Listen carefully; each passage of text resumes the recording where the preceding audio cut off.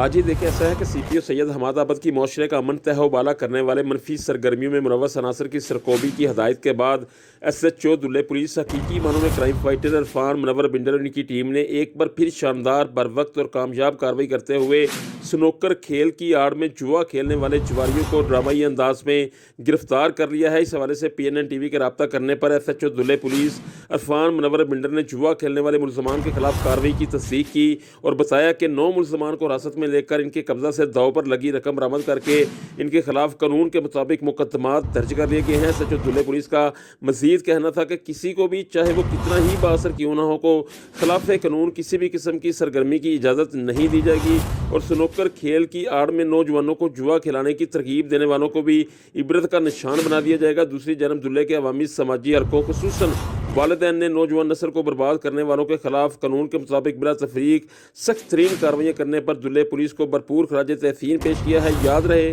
کہ S H O Dulhe police Irfan Munawar بنڈر کی قیادت میں